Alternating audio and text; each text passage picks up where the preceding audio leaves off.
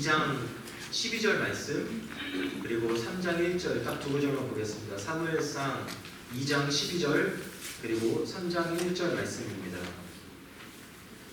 두 구절을 다 같이 한 목소리로 합독을 하시겠습니다. 하나님의 말씀입니다. 엘리의 아들들은 행실이 나빠 여호와를 알지 못하더라. 아이 사무엘이 엘리 앞에서 여호와를 섬길 때에는 여호와의 말씀이 희귀하여 이상이 흔히지고 있게 하였다. 저희가 이 가을부터 9월달부터 보던 이 가스펠 프로젝트의 이 약속의 땅의 마지막 저희 이제 설교입니다. 제가 원래 한 것은 아니었는데 박목사님께서 갑자기 달라스로 가시는 바람에 제가 어쩌다 보니까 이렇게 마무리를 하게 됐습니다. 저희는 지금 출애굽을 하고 있는 이 이스라엘의 모습부터 그리고 이제 출애굽을 해서 광야에 들어가고 그리고 약속의 땅 앞에 약속의 땅을 마주하고서 또 갈등하고 또 전쟁을 하고 또 고민을 하고 있는 그러한 이 이스라엘의 모습을 볼 수 있었습니다. 그리고 약속의 땅에 들어가서 그리고 이제 사사시대가 시작되면서 지금 사사시대를 살고 있는 이 사무엘상이 초반부가 그 이야기죠. 오늘이 바로 그 사사시대의 이제 거의 마지막 사사인 이 엘리 이제 그리고 사무엘이 나온 이야기입니다. 이 40년이 넘는 이 긴 세월을 광야에서 보낸 후에 약속의 땅으로 들어간 그들이 그 땅에서 어떻게 살고 있었는가를 우리가 보면서 이 시간에 함께 은혜를 나누기를 원합니다. 예전에 동화라던가 아니면 옛날 이야기들 아니 전래동화 같은 것을 들으면은 항상 엔딩이 이렇게 끝나더라고요. 이제 얘기가 쭉 진행되다가 그 둘은 영원히 행복하게 살았답니다 라고 해서 이렇게 해피엔딩으로 끝이 납니다. 원래 제가 들었던 인어공주는 왕자를 구하려고 인어공주가 이제 바다로 뛰어들어서 이제 물거품이 되고 왕자는 살리고 자신이 죽는 그 사랑이 이루어지지 않는 그러한 좀 이제 새드 엔딩이었어요. 근데 최근에 제가 접한 인어공주는 이제 디즈니에서 스토리를 약간 바꿨더라고요. 그래서 왕자와 영원히 행복하게 사는 것이에요. 해피엔딩으로 마무리가 될 수 있게 이렇게 잘 각본을 해놨습니다. 각색을. 사람들이 워낙 원작이 슬프니까 이게 아이들 정서에 좀 안 좋은 거다라고 생각을 했을 수도 있고 아니면 사람들이 좀 이렇게 해피엔딩을 바라고 있는 그러한 마음이 있었을 수도 있어서 어쨌거나 그렇게 시장에 디맨드를 받아들인 것인지 그래서 디즈니가 애니메이션을 만들 때 결말을 약간 바꾼 것이에요. 그래서 해피엔딩으로 끝나게 한 것을 제가 본 적이 있습니다. 우리가 지금까지 읽어왔었던 이 약속의 땅 시리즈 9월부터 지금 이제 12월 마지막까지 보고 있는데 이게 얼마나 지금 해피엔딩으로 가고 있는가 그런 결말을 갖추고 있는 것인가 저희가 함께 보기를 원합니다. 예전에 제가 이제 한 청년을 만나서 그 청년이 처음으로 하나님을 접하고 나서 교회를 나오고 그리고 성경을 접하고 그래서 성경을 읽던 한 청년이 있어요. 근데 그 청년이 이제 이렇게 쭉 읽다가 저한테 질문을 이렇게 했습니다. 형, 왜 이스라엘 사람들이 결국 약속의 땅에 들어갔는데 왜 이렇게 삶이 똑같은가요?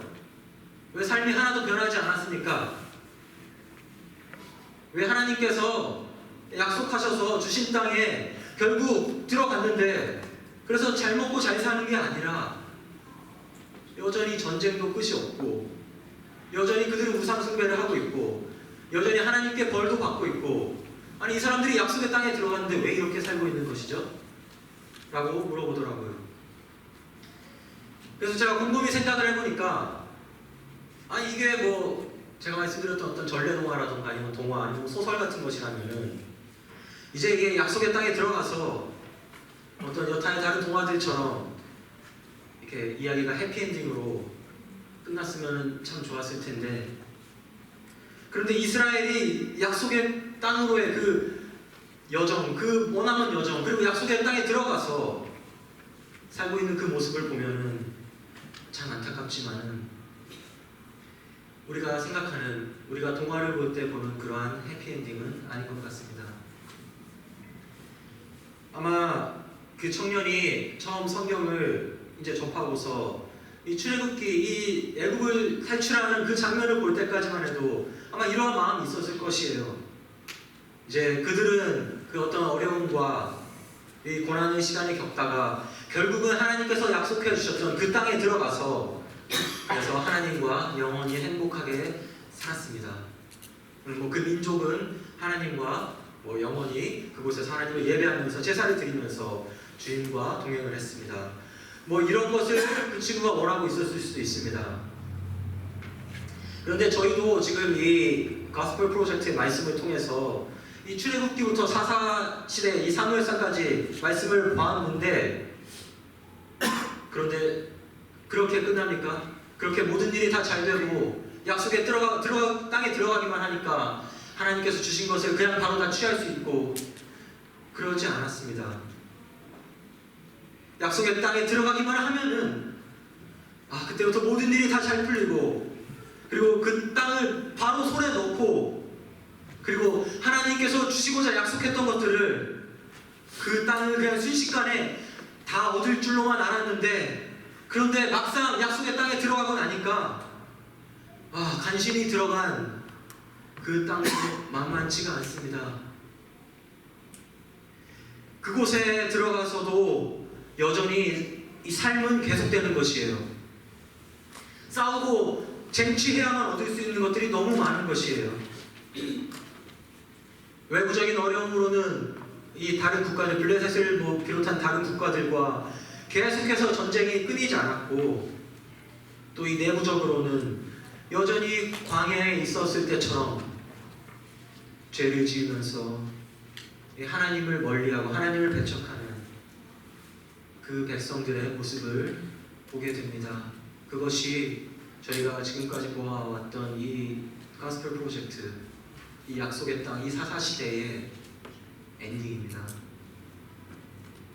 약속하신 그 땅에 들어가서 정착하고, 그리고 이제 사사들이 다스리는 이 사사시대라는 새 시대를 맞이했지만은, 그러나 결코 우리가 생각하던 그런 해피엔딩이 아니라는 것이에요.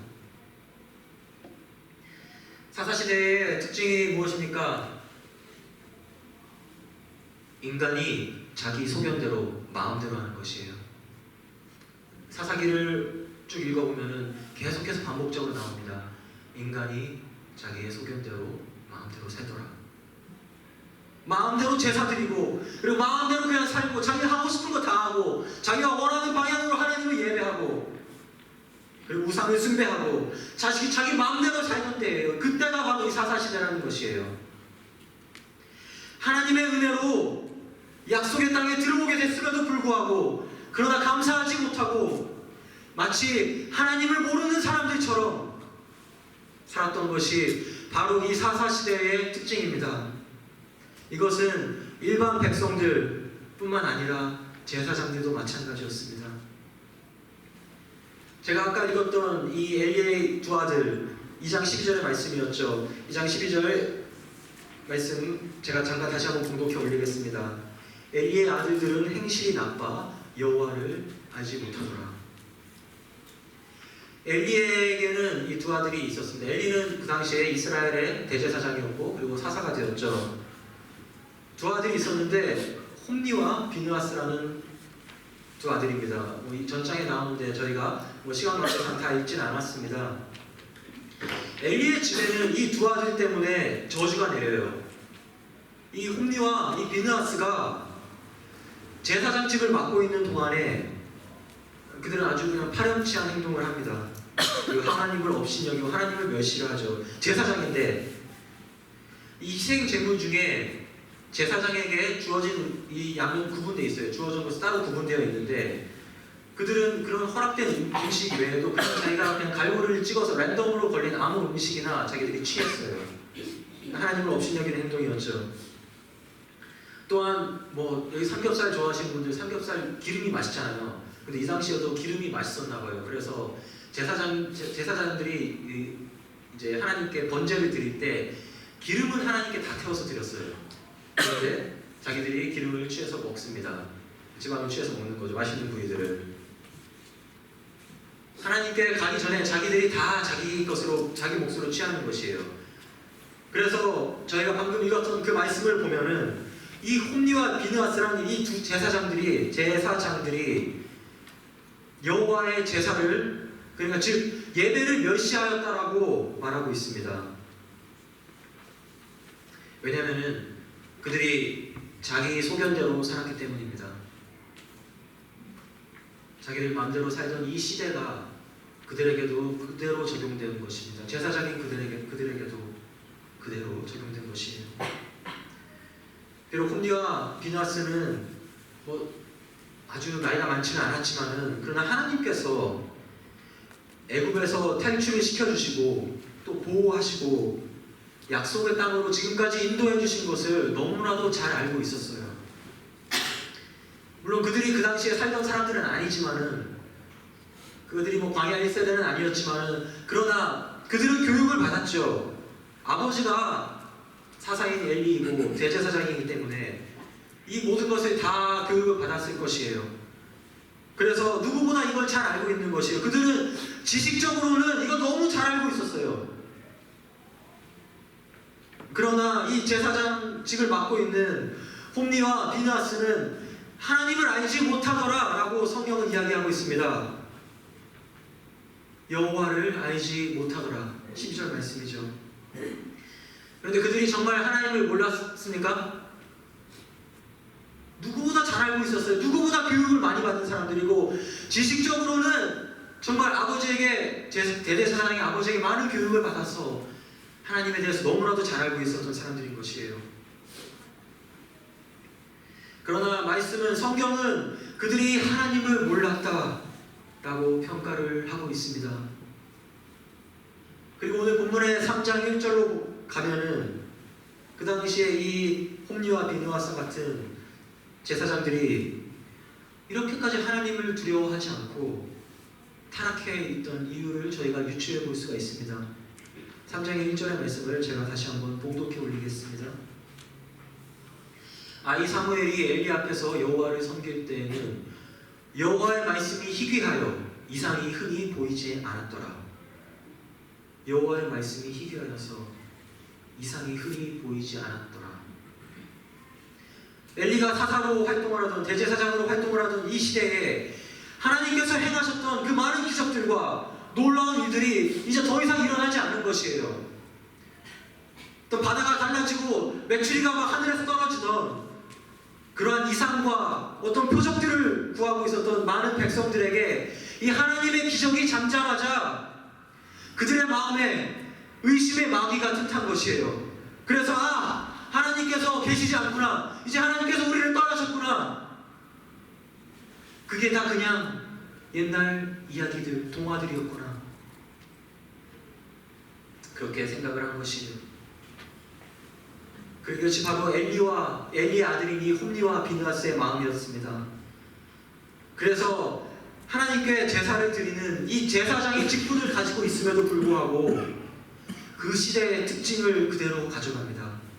그래서 자신의 소견대로 삽니다. 자신의 소견대로 제사를 드리고 자신의 소견대로 자신이 취하고 싶은 제사의 음식을 취합니다. 자기 마음대로 살았던 것이죠. 이것은 비단 그 제사장 홈리와 비느하스만의 이야기가 아닙니다. 이것은 오래전부터 이스라엘 민족이 아주 대표적으로 가지고 있던 죄였어요. 출애굽 이후에 광야를 떠돌죠. 그런데 하나님이 보이지 않자 이 불안한 마음이 든 거예요. 불안한 마음이 들고 그들은 하나님을 원망을 합니다. 그리고 우리를 인도할 신을 만들려고 했던 것이 바로 이스라엘 백성이잖아요. 그들의 눈에 조금만이라도 하나님의 이적이 보이지 않으면은, 그러면은 하나님께서 매일 부어주시고 있던 그 일상의 은혜를 잊어버리고서 그리고 하나님을 모르는 사람들이 되는 것입니다. 그것은 이스라엘 민족들이 아주 옛날부터 광야 생활할 때부터 계속해서 가지고 있던 죄악이에요. 광야에서 이스라엘 백성들은 만나로 정말 매일 하나님께서 주시는 그 은혜를 경험을 했음에도 그들은 이 두 눈으로 보이는 뭔가 확실한 것을 원하고 있었던 것이에요. 그래서 이 바다가 갈라지고 뭐 바위에서 막 물이 터지고 쓴물이 단물로 변하고 그리고 메추리기 때가 막 하늘에서 떨어지고 그러면은 하나님을 와 찬양을 하다가 그러다가 그것이 기억에서 잊혀지면은 더 이상 그들의 육신의 눈에 하나님의 은혜가 보이지 않으면은 그들의 마음이 하나님을 떠난 것입니다. 그것이 이스라엘 백성들이 예전부터 가지고 있던 큰 죄입니다. 사랑하는 성도 여러분, 우리가 육신의 눈을 의지하면은 이 두 눈을 의지하면은 하나님이 보이지 않습니다. 그래서 마치 하나님이 계시지 않은 것 같아요. 우리가 놀라운 기적들과 이적들만 구하고 있으면은 그러면은 하나님의 말씀이 희비하고 이상이 흔히 보이지 않는 이 시대에 하나님이 보이지 않습니다. 물에 빠진 한 사람이 있습니다. 물에 빠져서 죽기 전에 기도를 해요. 하나님, 하나님의 기적을 보여주세요. 하늘에서 동아줄을 내려주셔서 저를 건져주세요. 기도를 열심히 하고 있는데 한 사람이 와서 구원의 손길을 내밀어요. 내 손을 잡으라고, 내가 구해주겠다고. 그런데 그 사람이, 물에 빠진 사람이 거절을 합니다. 괜찮습니다. 저는 하나님께서 기적적으로 저를 살려주실 것이에요. 그래서 또 사람이 왔어요. 그래서 손을 내밀면서 두 번째 사람이 내가 구해줄게 했는데 또 거절을 합니다. 괜찮습니다. 저는 기도하고 있고 하나님이 기적을 베푸셔서 저를 살려주실 것입니다. 그래서 두 번째 사람도 가고 세 번째 사람이 왔어요. 그리고 그 사람이 손을 내밀면서 나오라고 이야기를 하는데 괜찮습니다. 하나님께서 하늘에서 동화 밧줄을 내려주셔서 저를 살려주실 것입니다. 그래서 세 번째 사람도 가고 그 사람 물에 빠져 죽게 됩니다. 물에 빠져 죽으면서 하나님을 원망하면서 하나님께 따지는 것이에요. 하나님 왜 나한테 기적을 주시지 않으셨냐고. 왜 저를 살려주지 않으십니까? 그래서 하나님께서 말씀하십니다. 내가 너한테 3명이나 보냈다. 내가 너한테 3명이나 보냈는데 너가 거절했잖아. 이게 뭐 우스갯소리로 하는 얘기지만은 하나님의 말씀이 희귀하고 그 이상이 흔히 보이지 않던 그 당시에 하나님께서 일상의 은혜를 베푸시고 계심에도 불구하고 깨닫지 못하던 이 당시의 이스라엘 사람들의 이야기입니다. 그리고 똑같은 시대를 살고 있는 바로 저희가 생각해봐야 하는 이야기입니다. 약속의 땅에 들어갔기 때문에 이제 내 삶의 모든 문제가 해결되겠구나. 그리고 하나님께서 뭐 기적을 일으키셔서 앞으로 모든 일이 만사형통을 하기만을 바라본다면은 정작 매일 하나님께서 부어주시는 그 매일의 은혜를 느낄 수 없고 하나님이 보이지 않는 것이에요. 그리고 마치 홈리와 이 비느하스와 같이 하나님을 잘 알고 교육을 받았고 지식은 아주 충분히 많이 있지만은 그럼에도 하나님을 경험하지 못하고 그리고 하나님을 알지 못하는 그들과 같은 모습이 되는 것입니다. 그렇게 타락한 그들이 제사장이지만 그렇게 타락한 그들이 드린 제사가 어떻게 마음의 제사가 될 수 있겠습니까? 영이신 하나님, 눈에 보이지 않는 하나님을 경험하지 못하는 예배는 그의 직분이 제사장이든 무엇이든 간에 어떤 중요한 자리를 맡고 있던 아니면 교회에서 얼마나 많은 봉사를 하건 간에 그 예배는 무너지는 것이고 하나님을 기쁘시게 하지 못하는 것입니다. 왜 신자들이 타락을 합니까? 왜 하나님을 믿는다고 하면서 왜 하나님께 삶을 바친다라고 서원을 하고 기도를 하고 열심히 헌신을 하던 신자들이 왜 어느새 불신자들처럼 하나님과 멀어지는 것이냐고요. 그것은 하나님의 그 말씀이 희귀하고 이 이상이 흔히 보이지 않는 이 시대에 여전히 이 두 눈을 육신의 눈을 의지하고 있기 때문에 육신의 눈을 의지하고 있기 때문에 그렇기 때문에 하나님이 보이지 않는 것이에요. 그래서 성경에 대한 지식은 방대한데 아까 우리가 읽었던 그 2장 12절의 말씀처럼 여호와를 알지 못하더라. 여호와를 알지 못하니까 하나님이 두렵지 않고 자기 소견대로 살면서 그러다가 하나님을 떠나게 되는 것입니다. 그것이 이 사사시대에 사람들이 소견대로 살던 사람들의 모습이고 바로 저희들의 모습이기도 합니다. 이것은 우리들의 신앙, 우리들의 삶에도 보여주는 바가 아주 큽니다. 우리가 우리의 육신의 눈으로 의지할 때에 하나님께서 매일 부어주시는 일상의 은혜를 깨닫기가 어렵습니다. 육신의 눈을 만족시키는 어떤 그러한 이상들만 우리가 원하고 있다면 그곳에서 하나님은 보이지가 않습니다. 내가 이 일만 하나님께서 해결해 주시면 그럼 내가 이제 진짜 하나님 잘 믿을 텐데, 내가 여기서 하나님의 기적만 맛보면은 내가 갑자기 믿음이 생겨서 주님을 더 잘 따를 수 있을 것 같은데, 그런데 하나님은 어디 계시는가? 물론 하나님께서 주시는 기적을 우리가 소망하고 그리고 어려움 속에서 주님을 구하는 것은 나쁜 것이 아니에요. 그러나 하나님의 어떤 기적 여부에 따라서 우리의 신앙이 왔다 갔다 하는 것, 우리의 삶이 좌지우지되는 것은 결코 올바른 신앙이 아닙니다. 그것은 이 말씀이 희귀하고 이상이 흔히 보이지 않았던 이 사사시대를 살고 있던 그 백성들과 그리고 이 제사장 홈리와 비누아스와 조금도 다를 바 없는 그러한 신앙입니다. 하나님의 은혜로 약속의 땅에 오게 해주시고 그리고 그곳에서 생육하고 번성하게 해주시고 그리고 매일 부어주시는 주님의 놀라운 은혜가 있었음에도 불구하고 이 말씀이 희귀하고 이상이 보이지 않았던 이 시대 속에서 그들은 하나님을 알지 못하고 두려워하지 않고 자신의 소견대로 살았던 것입니다. 그러한 이 홈리와 비누아스의 모습 그리고 이 이스라엘 백성들의 모습이 혹시 오늘날 저 그리고 우리들의 모습이 아닌지 저희는 생각을 해봐야 합니다.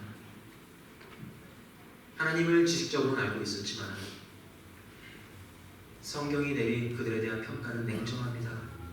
그들은 하나님을 알지 못하는 자들이었고 결국 하나님의 심판을 받아서 나중에 이제 사장에 가면은 비참하게 블레셋과의 전쟁에서 죽임을 당합니다.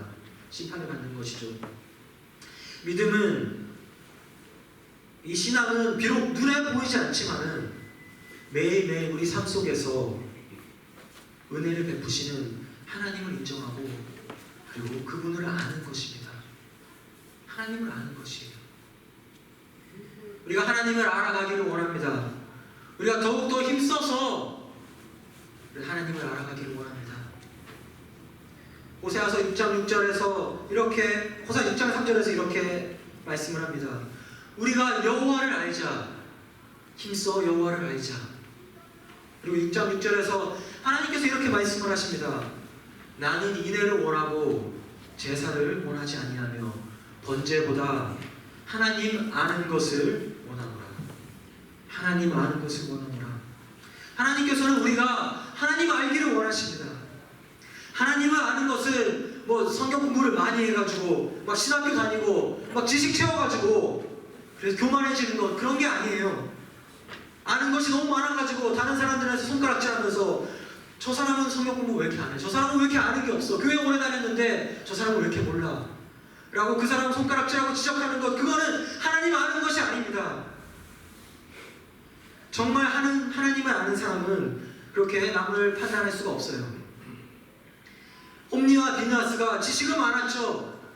대제사장인 아버지 아래 있으면서 그리고 그들 또한 제사장의 자리까지 앉았음에도 그들은 하나님의 은혜를 끝내 맛보지 못하고 그리고 하나님을 알지 못했다는 평가를 받았다는 것을 우리가 기억해야 합니다. 하나님의 은혜 안에 머무르는 것이 그것이 바로 하나님을 아는 것입니다. 하나님께서 일상에 우리에게 부어주시는 그 은혜를 아는 것이 그것이 바로 하나님을 아는 것입니다. 홈리와 비누아스처럼 그들과 마찬가지로 저희도 부족합니다. 저희도 연약해요. 그러한 우리를 예배자로 부르신 하나님의 은혜에 감사하는 삶, 바로 죄인인 우리들에게 구원을 선물로 주신 그 은혜에 감사하는 삶. 우리가 값없이 받았기 때문에 우리가 자랑할 것도 없고, 그리고 남을 판단할 수도 없고, 우리가 많이 안다고 한들 누구에게 손가락질할 수도 없습니다. 왜냐하면 우리는 값없이 받았기 때문에, 은혜이기 때문에. 그것이 하나님의 약속을 받은 이 거저주신 은혜 안에 머무르는 이 하나님을 아는 신앙인의 모습입니다. 이상이 흔히 보이지 않는 시대, 그러한 시대를 살고 있습니다. 그러한 시대 속에서 보이지 않는 하나님을 알아가는 것, 말씀을 통해서, 예배를 통해서 하나님을 경험하는 것, 그것이 바로 이 약속의 땅의 신앙입니다. 지식만 채우는 그 삶이 아니라, 그래서 이 엘리의 두 아들처럼 되는 그런 것이 아니라, 삶 속에서 하나님을 체험하고 하나님을 경험하고, 그리고 비록 큰 기적들과 많은 이적들이 없을지라도 그 시대가 너무 그러하여서 이러한 이상들이 보이지 않더라도, 그러나 매일매일 부어주시는 그 놀라운 은혜를 누리는 약속의 땅의 그 신앙을 가지는 이 새해가 되기를 소망을 합니다. 우리의 삶으로 가볼게요. 지난 한 해 동안 교회에 어려운 일들이 많이 있었습니다. 또한 개인적으로도 어려운 일들이 있었을 것으로 압니다. 그래서 가나안 땅을 바라보면서, 이 약속의 땅을 바라보면서 이 광야를 헤매던 그 이스라엘 백성들처럼 광야에서의 시간을 보내고 계셨을 수도 있습니다. 그리고 어딘지 모를, 그리고 언제 우리에게 올지 모를 그 약속의 땅을 향해서 나아가고 있었는지도 모릅니다. 그런데 막상 약속의 땅에 들어가도 삶은 녹록지가 않습니다. 그것이 현실입니다. 그곳에서도 끝없는 전쟁을 해야만 했고, 약속의 땅에 들어갔지만은, 그러나 이스라엘 백성들에게는 여전히 어려움이, 그리고 그들은 여전한 죄 가운데 살고 있습니다. 그 땅에 들어가기만 하면은 모든 것이 다 해결되고, 하나님과 매일 함께하는 그런 어느 동화에나 나올 법한 이런 해피엔딩을 우리가 원하고 있는지도 모르지만, 그러나 말씀은 희귀에 정확하고 이상이 흔히 보이지 않는 이 사사시대의 모습이 어쩌면은 오늘날 이 실리콘밸리를 살고 있는 저희들의 모습일 수도 있습니다. 약속의 땅 시리즈는 일반적으로 사람들이 원하는 해피엔딩이 아닐 수도 있어요. 또는 디즈니에서 내놓았던 인어공주 이야기처럼 다른 결말을 만들 수 있는 것도 아닙니다. 인간은 약속의 땅에 들어갔지만은, 이스라엘 백성은 약속의 땅에 들어갔지만은, 거기서도 끝없이 죄를 짓고 거기서 하나님의 심판을 받으면서 살고 있는 그 모습들, 바로 이 구약의 이 역사는 죄의 역사입니다. 그러나 성경은 거기서 끝나는 것이 아니라 죄인인 우리에게 해결책을 주시는데, 그것은 바로 인간의 몸으로 오신 예수 그리스도입니다. 이 말씀이 흔하지 않고 이 이상이 흔히 보이지 않았던 이 사사시대, 그리고 이것과는 비교도 할 수 없을 정도로 긴 이 말라기 이후에 400년간의 암흑기를 종착점을 찍으시면서 오신 분이 계신데, 우리가 여전히 죄인일 때에, 우리가 여전히 경건하지 못했을 때, 우리가 여전히 하나님과 원수되었을 때에 인간의 몸으로 이 땅에 오셔서 우리의 죄를 위하여서 십자가를 대신 지시고 죽으시고 부활하신 바로 예수 그리스도가 있기 때문에, 우리는 삶의 고난을 마주쳤다고 할지라도 두려워할 필요가 없습니다. 복음이 우리와 함께하기 때문에, 시간과 공간을 초월해서 오늘도 매일 역사하신 매일의 은혜로 우리에게 부어주시는 그 십자가의 은혜, 그 보혈의 은혜, 바로 복음이 우리에게 있기 때문에 우리는 바로 그 복음을 붙들기를 소망합니다. 우리가 우리 육신의 눈으로 주변을 둘러보면은, 그래서 기적을 원하고 하나님의 말씀이 희귀한 이 시대에 하나님의 이상을 구하면은 하나님이 보이지 않아요. 그래서 하나님도 십자가도 아무것도 보이지 않는 것이에요. 그러나 우리가 우리의 육신의 눈을 버리고서 우리가 육신의 눈으로 세상을 바라보는 것이 아니라 우리가 이 믿음의 눈을 가지고서 하나님을 바라볼 때에, 그럴 때 하나님께서 보여주신, 우리에게 부어주시는 그 매일의 역사, 매일의 은혜를 우리가 만끽할 수 있는 것입니다. 우리가 종교인이 아닌 믿음의 눈으로 하나님을 바라보는 신앙인이 되기를 소망합니다. 네. 우리 2019년 새해가 다가오고 있습니다. 그러나 하나님의 이상이 보이지 않는 이 시대는 변하지 않고, 아니 오히려 더 악해지겠죠. 오히려 하나님의 말씀은 사람들과 점점 더 멀어지만 가고 하나님의 놀라운 일들 어쩌면 보이지 않을 수도 있습니다. 어쩌면 우리의 육신의 눈을 의지했을 때에 우리가 원하던 기적이 일어나지 않을 수도 있습니다. 약속의 땅에 들어갔지만은 해피엔딩이 아닐 수도 있습니다. 그러나 우리에게 진정한 기쁨, 우리에게 진정한 해피엔딩을 주시는 분, 바로 예수 그리스도의 복음을 붙드는 신앙인이 되기를 소망합니다. 그리고 이 예수 그리스도의 복음으로 하나 되는 저희 코너스톤 교회 되기를 주님의 이름으로 축복합니다.